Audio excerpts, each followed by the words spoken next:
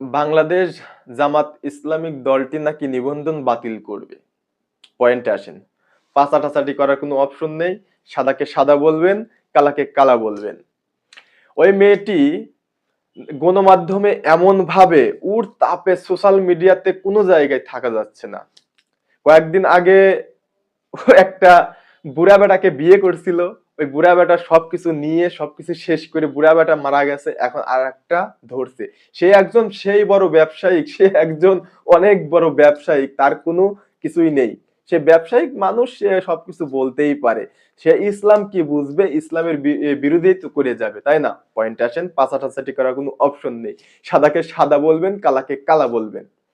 ওই তনি মেয়েটি বলছিল কি জানেন?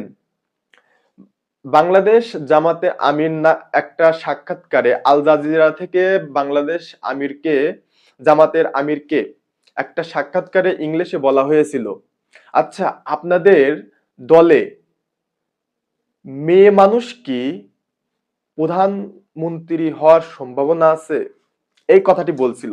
এখন ওইখানে ডক্টর শফিকুল রহমান বলেছিল না, কারণ যেখানে আল্লাহ নিষেধ করেছে সেখানে কিসের জন্য মেয়ে এখানে হচ্ছে প্রধানমন্ত্রী হবে, সেখানে পুরুষই থাকবে।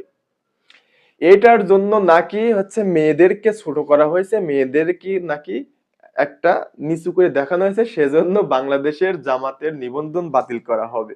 এইসব পাগলামি ছাগলামি বাদ দিয়ে তনি তুই ভালো হয়ে যা, কারণ তোর মতো তনি বাংলাদেশে অনেক আইছে অনেক গেছে, তুই তো তনি নতুন।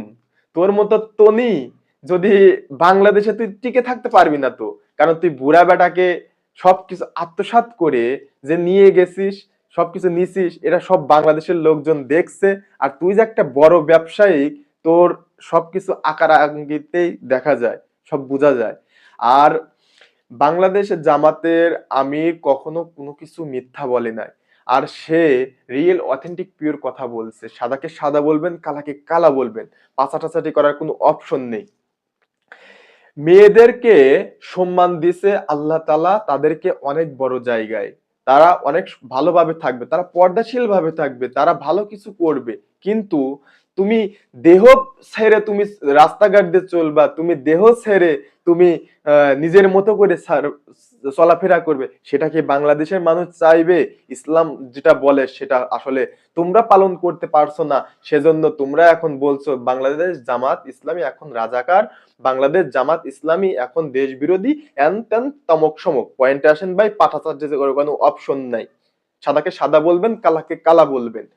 ওই মেয়েটি যেরকম ভাবে আসলে গণমাধ্যম গুলো ধরে রাখছে, আসলে পাগলদের পাগলামি দেখে আসলে আসলে বলারও বাহিরে।